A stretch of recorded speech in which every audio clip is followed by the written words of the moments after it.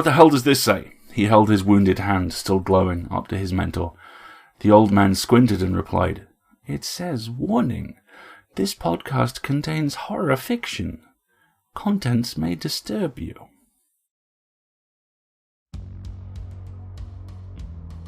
PseudoPod, episode 792 for January 7th, 2022. The Rocking Horse Winner by D.H. Lawrence. Hey everyone, hope you're all doing okay. I'm Kat, assistant editor at PseudoPod, and your host for this week. And I'm excited to tell you that for this episode, we have a public domain showcase story for you. The Rocking Horse Winner by D.H. Lawrence. D.H. Lawrence was an English writer and poet. He's probably best known for his 1928 novel, Lady Chatterley's Lover, which contains swearing and explicit descriptions of sexual acts and describes a relationship between a working-class man and an upper-class woman, all huge taboos at the time. It shocked many, and in 1960, Penguin Books stood trial in the UK under the Obscene Publications Act of 1959. Lawrence's collected works include, among other things, an extended reflection on the dehumanising effects of modernity and industrialisation, which made him few friends in the establishment at the time, and many considered he'd squandered his talents on pornography. His work would be re-evaluated in time, of course, and now his imagination and moral seriousness are widely acknowledged. Your narrator this week is the incomparable Alistair Stewart. Alistair is a professional enthusiast, pop culture analyst and writer. He's a Hugo finalist in multiple categories including Best Fan Writer and a British Fantasy Society Best Non-Fiction finalist for his weekly pop culture newsletter, The Full Lid. His non-fiction can be found at numerous venues, including regular columns at the Hugo Award-winning Ditch Diggers and Fox Spirit Books. His game writing includes any nominated work on the Doctor Who RPG and After the War from Genesis of Legend. His second collection of expanded essays from PseudoPod, the PseudoPod Tapes Volume 2, Approach with Caution, is available from Fox Spirit Books. You can find him on Twitter at Alistair Stewart, and he also streams on Twitch. And, of course, he also co-owns Escape Artists. And he's the usual host here at PseudoPod, except when one of us sneaks in and takes over for an episode. So now, without further ado, we have a story for you. And we promise you, it's true.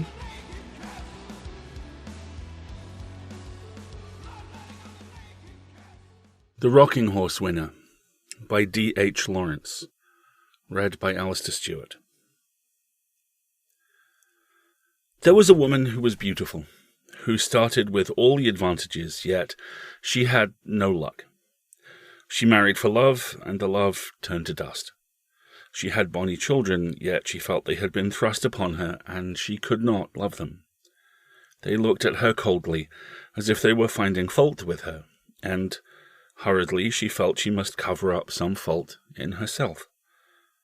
Yet what it was that she must cover up, she never knew. Nevertheless, when her children were present, she always felt the centre of her heart go hard. This troubled her, and in her manner she was all the more gentle and anxious for her children, as if she loved them very much. Only she herself knew that at the very centre of her heart was a hard little place that could not feel love. No, not for anybody. Everybody else said of her, she is such a good mother, she adores her children, only she herself, and her children themselves, knew it was not so.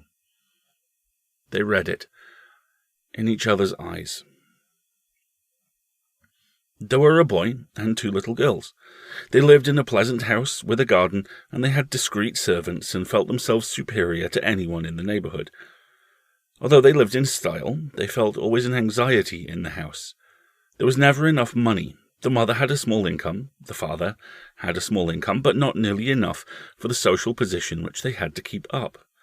The father went into town to some office, but though he had good prospects, those prospects never materialized. There was always the grinding sense of the shortage of money, although the style was always kept up. At last, the mother said, "I will see if I can't make something," but she did not know where to begin. She racked her brains and tried this thing and the other, but could not find anything successful. The failure made deep lines come into her face. Her children were growing up. They would have to go to school. There must be more money. There must be more money. The father, who was always very handsome and expensive in his tastes, seemed as if he never would be able to do anything worth doing, and the mother, who had a great belief in herself, did not succeed any better, and her tastes were just as expensive. And so, the house came to be haunted by the unspoken phrase, "There must be more money! There must be more money!" The children could hear it all the time, though nobody said it aloud.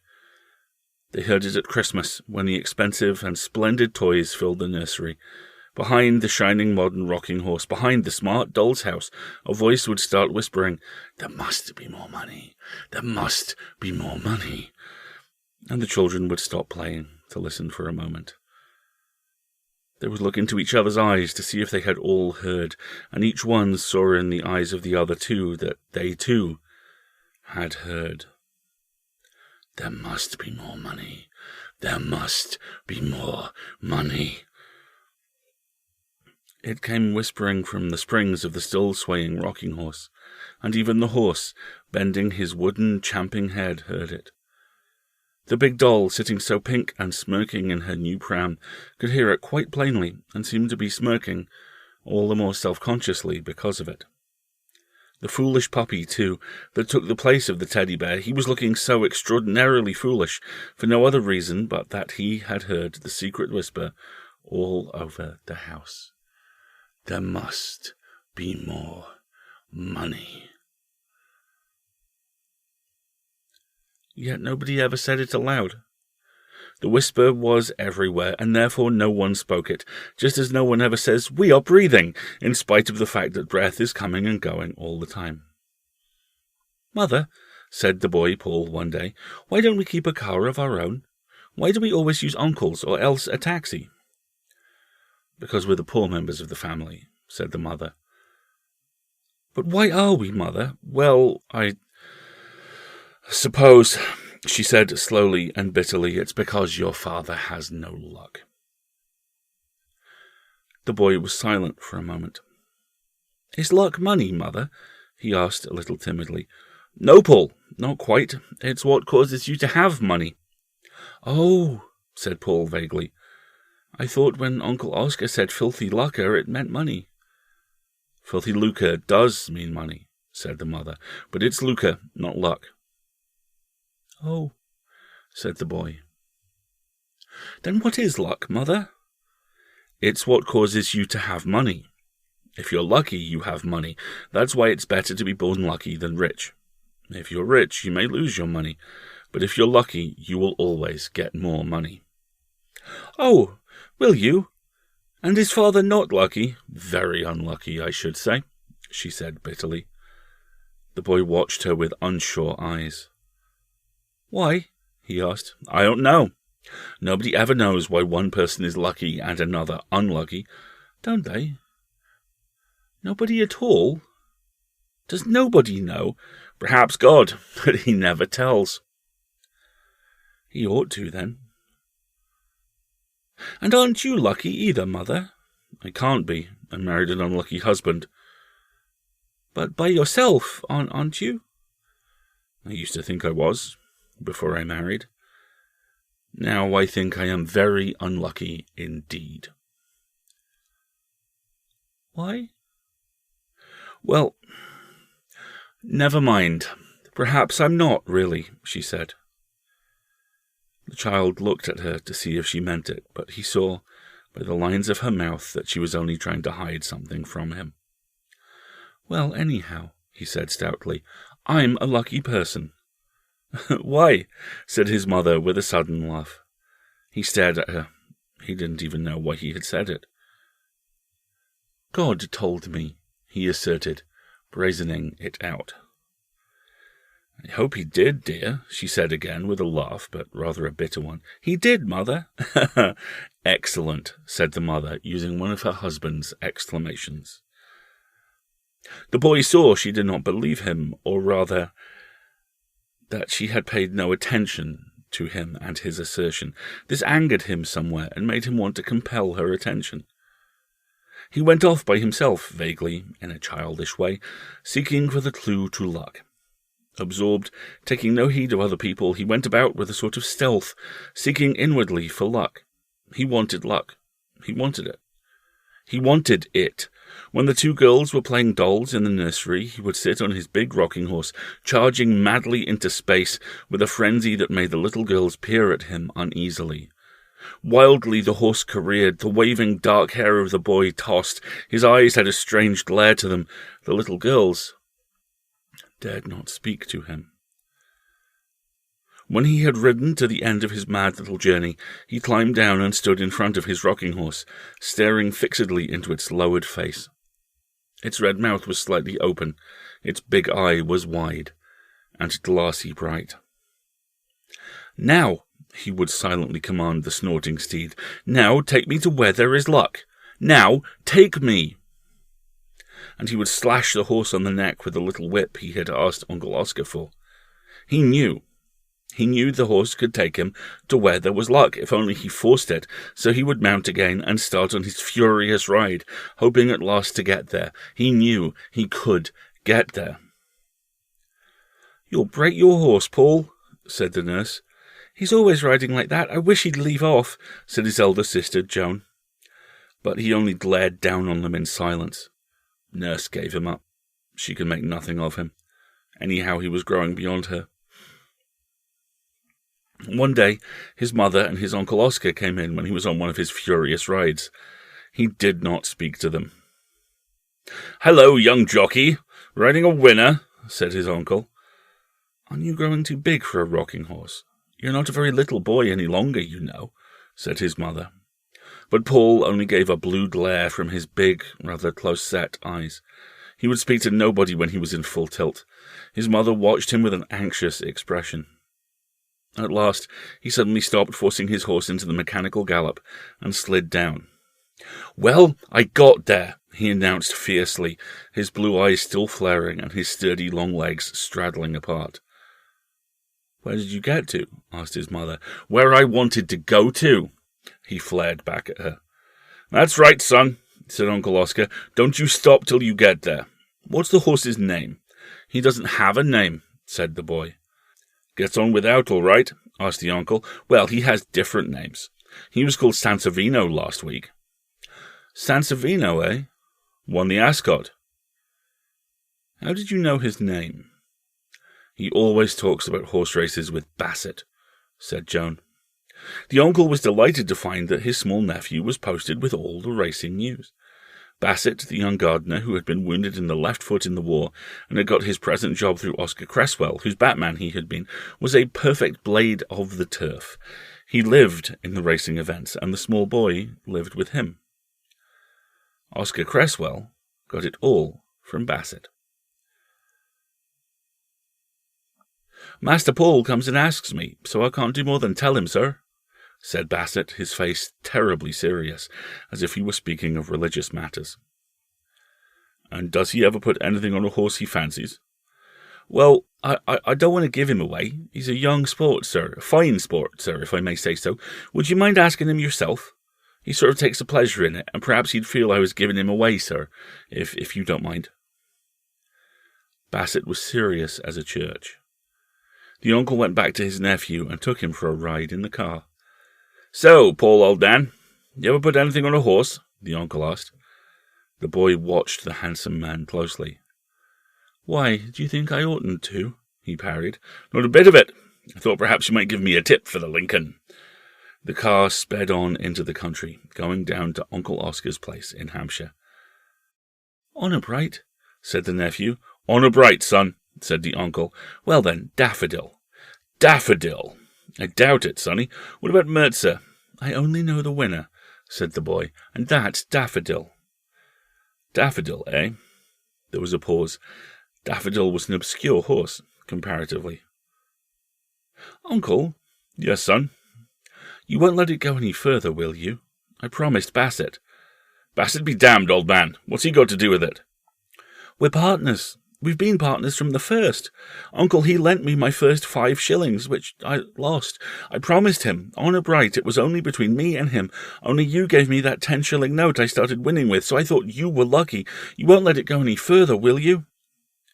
The boy gazed at his uncle from those big, hot blue eyes, set rather close together. The uncle stirred and laughed uneasily. Right you are, son. I'll keep your tips private. Daffodil, eh? How much are you putting on him? All except £20, said the boy. I keep that in reserve. The uncle thought it a good joke. You keep £20 in reserve, do you, you young romancer?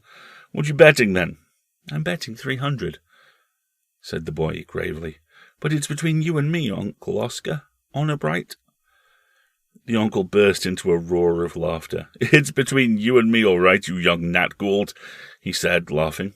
But where's your 300? Bassett keeps it for me. We're partners. You are you? And what is Bassett putting on Daffodil? Oh, he won't go quite as high as I do, I expect. Perhaps he'll go 150. What, pennies? Laughed the uncle. Pounds, said the child, with a surprised look on his face. Bassett keeps a bigger reserve than I do.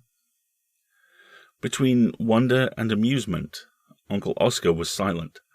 He pursued the matter no further, but he determined to take his nephew with him to the Lincoln races. Now, son, he said, I'm putting 20 on Mirza, and I'll put 5 for you on any horse you fancy. Who's your pick? Daffodil, uncle. No, not the 5 on Daffodil. I should if it was my own 5, said the child. Good, good. Right you are. A 5 for me and a 5 for you. On Daffodil. The child had never been to a race meeting before, and his eyes were blue fire. He pursed his mouth tight and watched. A Frenchman just in front had put his money on Lancelot. Wild with excitement, he flayed his arms up and down, yelling, Lancelot! Lancelot! Daffodil came in first. Lancelot second. Mirza third. The child, flushed and with eyes blazing, was curiously serene. His uncle brought him 5 £5 notes, 4 to 1. What am I to do with these? He cried, waving them before the boy's eyes. I suppose we'll talk to Bassett, said the boy. I expect I have 1,500 now, and 20 in reserve, and this 20. His uncle studied him for some moments. Look here, son, he said. You're not serious about Bassett and that 1,500, are you? Yes, I am. But it's between you and me, uncle. Honour bright. Honour bright, all right, son. But I must talk to Bassett. If you'd like to be a partner, uncle, with Bassett and me, we could all be partners. Only you'd have to promise, honour bright, uncle, not to let it go beyond us 3. Bassett and I are lucky, and you must be lucky too, because it was your 10 shillings I started winning with. Uncle Oscar took both Bassett and Paul into Richmond Park for an afternoon, and there they talked. It's like this, you see, sir, Bassett said. Master Paul will get me talking about racing events, spinning yarns, you know, sir, and he was always keen on knowing if I'd made or if I'd lost. It's about a year since now that I put 5 shillings on Blush of Dawn for him, and we lost. Then the luck turned. With that 10 shillings he had from you, we put that on Singalese, and since that time it's been pretty steady, all things considering. What do you say, Master Paul? We're all right when we're sure, said Paul. It's when we're not quite sure that we go down. Oh, but we're careful then, said Bassett. But when are you sure? Smiled Uncle Oscar. It's Master Paul, sir, said Bassett in a secret, religious voice. It's as if he had it from heaven. Like Daffodil now for the Lincoln, that was as sure as eggs. Did you put anything on Daffodil? Asked Oscar Cresswell. Yes, sir, I made my bet. And my nephew? Bassett was obstinately silent, looking at Paul. I made 1,200, didn't I, Bassett? I told Uncle I was putting 300 on Daffodil. That's right, said Bassett, nodding. But where's the money? Asked the uncle. I keep it safe locked up, sir. Master Paul, he can have it any minute he likes to ask for it. What, £1,500? And 20, and 40, that is, with the 20 he made on the course. That's amazing, said the uncle. If Master Paul offers you to be partners, sir, I would, if I were you. Now, if you'll excuse me, said Bassett. Oscar Cresswell thought about it. I'll see the money, he said. They drove home again, and sure enough, Bassett came round to the garden house with £1,500 in notes. The £20 reserve was left with Joe Lee in the Turf Commission deposit. You see it's all right, Uncle, when I'm sure. Then we go strong for all we're worth, don't we, Bassett? We do that, Master Paul. And when are you sure? Said the uncle, laughing a little. Oh, well, sometimes I'm absolutely sure, like about Daffodil, said the boy. And sometimes I have an idea, and sometimes I haven't even an idea, have I, Bassett? Then we're careful, because we mostly go down. You do you? And when you're sure, like about Daffodil, what makes you sure, sonny? Oh, well, I don't know, said the boy uneasily. I'm sure you know, Uncle, that's all. It's as if he had it from heaven, sir. Bassett reiterated. I should say so, said the uncle. He became a partner, and when the ledger was coming on, Paul was sure about Lively Spark, which was a quite inconsiderable horse. The boy insisted on putting 1,000 on the horse. Bassett went for 500, and Oscar Cresswell 200. Lively Spark came in first, and the betting had been 10-1 against him. Paul had made £10,000. You see, he said, I was absolutely sure of him. Even Oscar Cresswell had cleared 2,000. Look here, son, he said, this sort of thing makes me nervous. It needn't, Uncle. Perhaps I shan't be sure again for a long time. But what are you going to do with your money? Asked the uncle. Of course, said the boy, I started it for Mother. She said she had no luck because Father is unlucky, so I thought if I was lucky it might stop whispering. What might stop whispering? A house. I hate a house for whispering. What does it whisper? Why, the boy fidgeted. Why, I don't know, but it's always short of money, you know, Uncle. I know it, son. I know it. You know people send Mother writs, don't you, Uncle? I'm afraid I do, said the uncle. And then the house whispers like people laughing at you behind your back. It's awful, that is. I thought if I was lucky... You might stop it, added the uncle. The boy watched him with big blue eyes that had an uncanny cold fire in them, and he said never a word. Well then, said the uncle, what are we doing? I shouldn't like Mother to know I was lucky, said the boy. Why not, son? She'd stop me. I don't think she would. Oh, and the boy writhed in an odd way. I don't want her to know, Uncle. All right, son. We'll manage it without her knowing. They managed it very easily. Paul, at the other's suggestion, handed over £5,000 to his uncle, who deposited it with the family lawyer, who was then to inform Paul's mother that a relative had put £5,000 into his hands, which sum was to be paid out £1,000 at a time on the mother's birthday for the next 5 years. So she'll have a birthday present of £1,000 for 5 successive years, said Uncle Oscar. I hope it won't make it all the harder for her later. Paul's mother had her birthday in November. The house had been whispering worse than ever lately, and even in spite of his luck, Paul could not bear up against it. He was very anxious to see the effect of the birthday letter, telling his mother about the £1,000. When there were no visitors, Paul now took his meals with his parents, as he was beyond the nursery's control. His mother went into town nearly every day. She discovered that she had an odd knack of sketching furs and dress materials, so she worked secretly in the studio of a friend who was the chief artist for the leading drapers. She drew the figures of ladies in furs and ladies in silk and sequins for the newspaper advertisements. This young woman artist earned several £1,000s a year, but Paul's mother only made several hundreds, and she was again dissatisfied. She so wanted to be first in something, and she did not succeed, even in making sketches for drapery advertisements.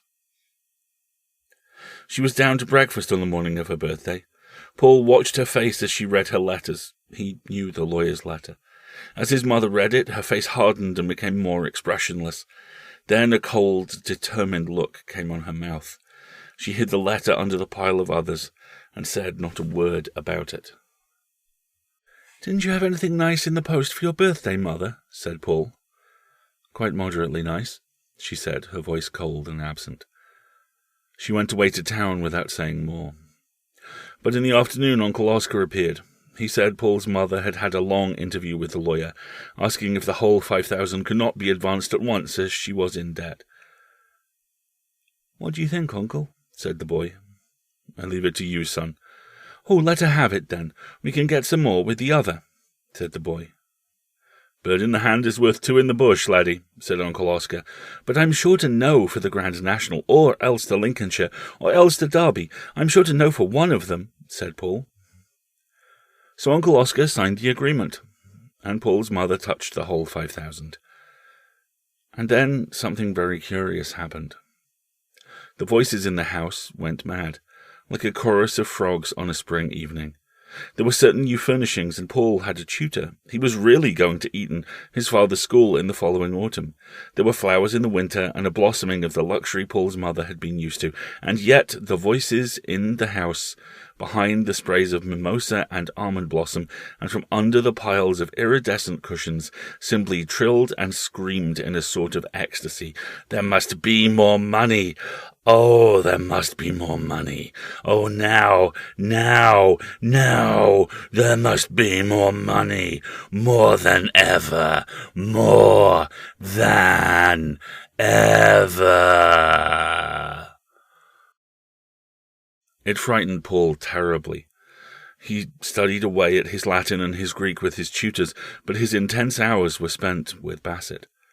The Grand National had gone by. He had not known. They had lost £100. Summer was at hand. He was in agony for the Lincoln, but even for the Lincoln he didn't know. They lost £50. He became wild-eyed and strange, as if something were going to explode in him. "Let it alone, son. Don't you bother about it," urged Uncle Oscar, but it was as if the boy couldn't really hear what his uncle was saying. "I've got to know for the Derby! I've got to know for the Derby!" the child reiterated, his big blue eyes blazing with a sort of madness. His mother noticed how overwrought he was. "You'd better go to the seaside. Wouldn't you like to go now to the seaside instead of waiting? I think you'd better," she said, looking down at him anxiously, her heart curiously heavy because of her child.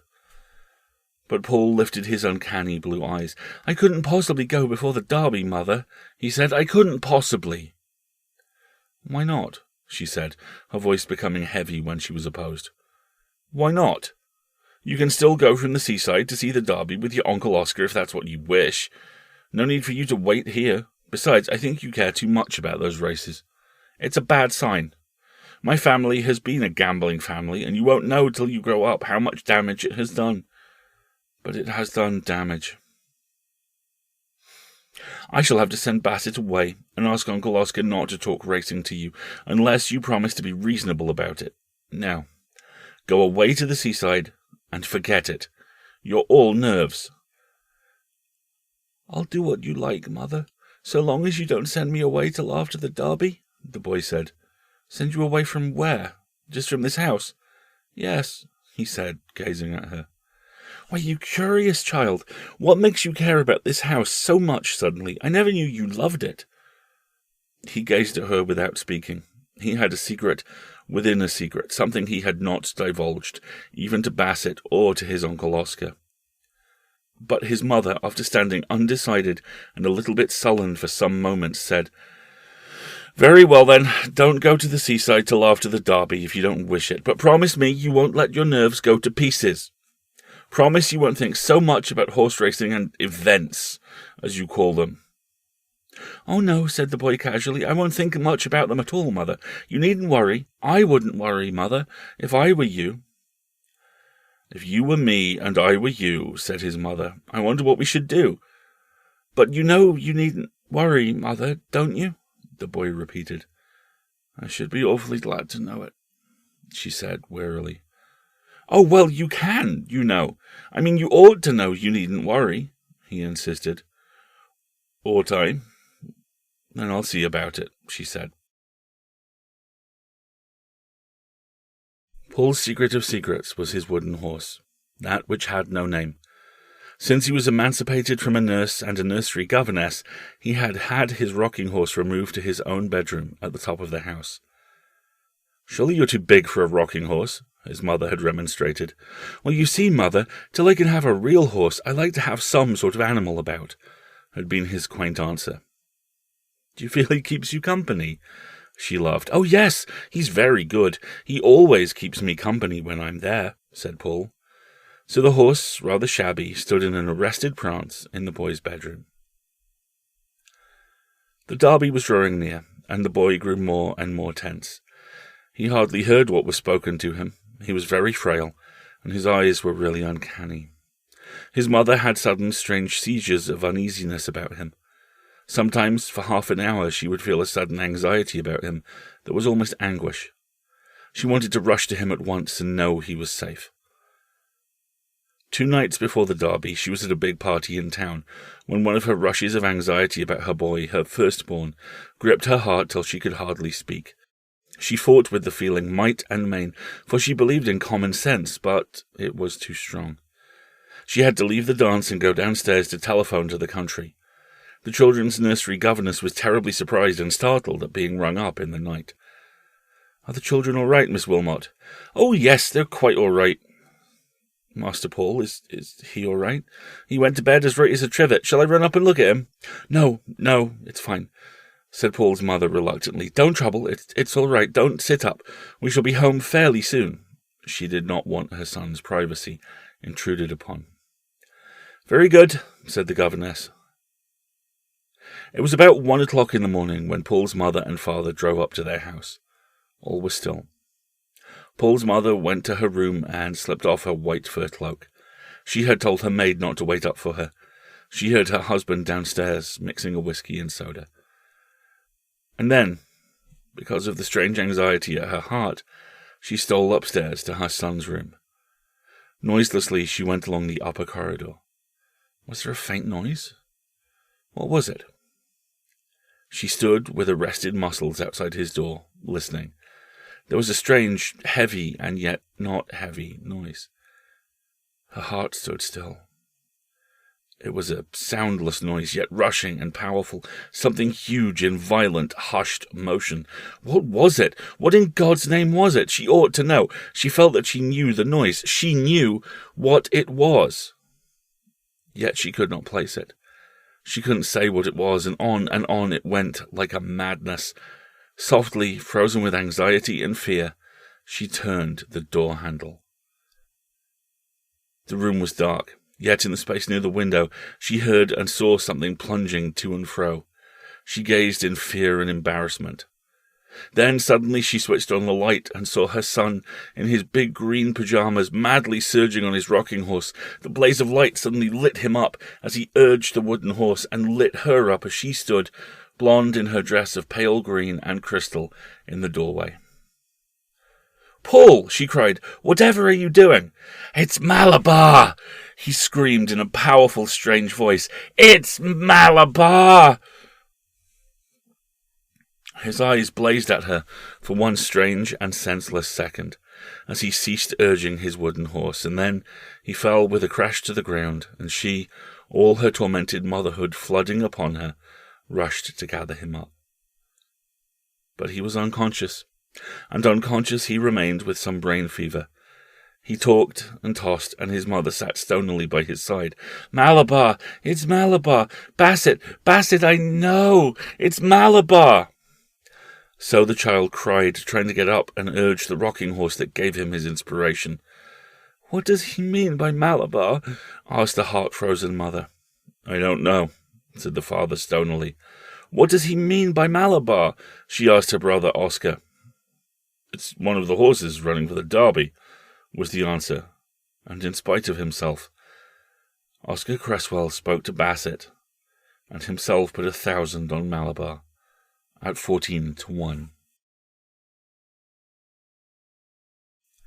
The third day of the illness was critical. They were watching for a change. The boy, with his rather long, curly hair, was tossing ceaselessly on the pillow. He neither slept nor regained consciousness, and his eyes were like blue stones. His mother sat, feeling her heart had gone, turned actually into a stone.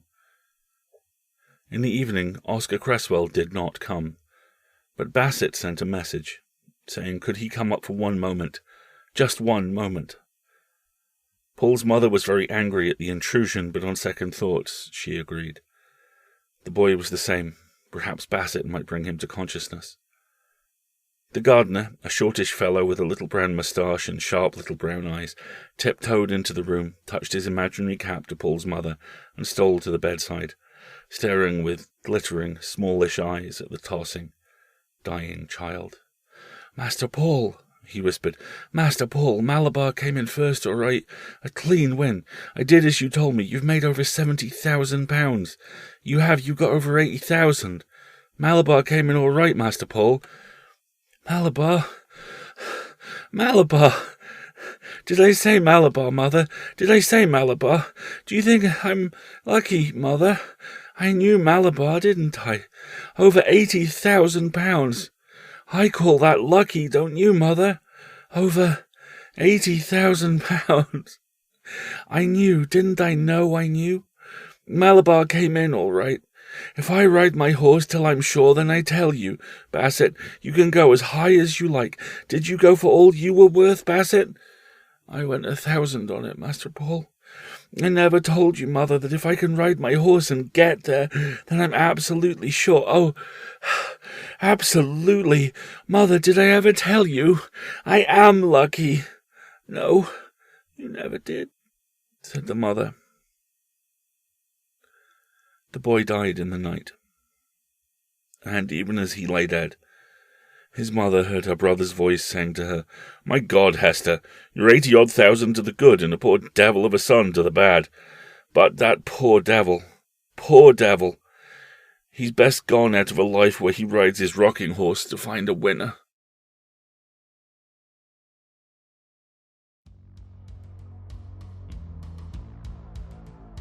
And we're back. I adore this story. I first read it at school when I was about 16, and I wrote an essay on Lawrence. This was part of it, but this was before the ubiquitous existence of computers, and that essay is sadly now long lost. But I do know for certain that, although I felt the unease that drips from every word in this piece, I didn't really get it then. I was just too young. Because that's the thing, isn't it? The best pieces of writing change with the reader. As you get worn and battered by the realities of life, so you bring that understanding to what you read. You begin to see below the glittering outer surface of stories like this, and into the dark depths of pain underneath. And that's the genius of D.H. Lawrence's writing. On the surface, this is a tale of a boy who develops magical predictive powers and meets a sticky end for it. But below that, it's so much more. The adults in this story are utterly vile, self-absorbed and wholly lacking in empathy. They look at Paul and they don't see a vulnerable child who needs unconditional love, safety and kindness. They just see a way to make money.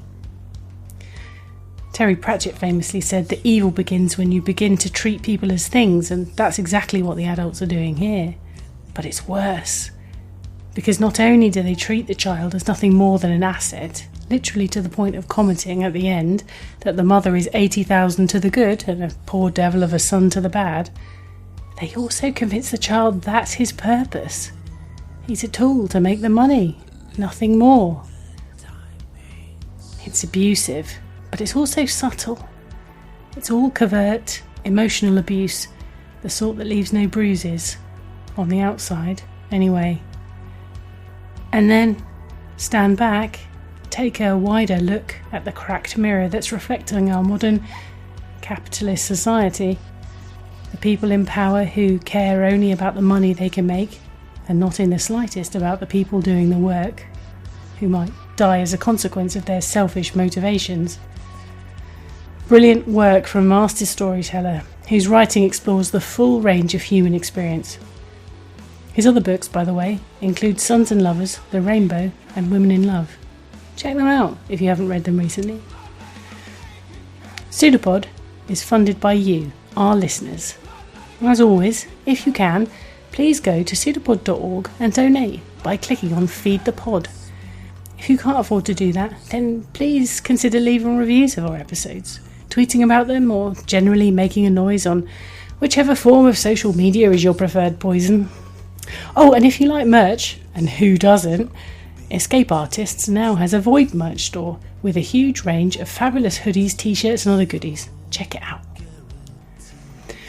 PseudoPod is part of Escape Artists Incorporated and is distributed under a Creative Commons Attribution, Non-Commercial, No Derivatives 4.0 International License. Download and listen to the episode on any device you like, but don't change it or sell it. Theme music is by permission of Anders Manga. We leave you with a closing quote from the 2001 film Shrek, in which the character of Lord Maximus Farquaad, ruler of Duloc, says, "Some of you may die, but it's a sacrifice I'm willing to make." See you soon, folks. Stay safe.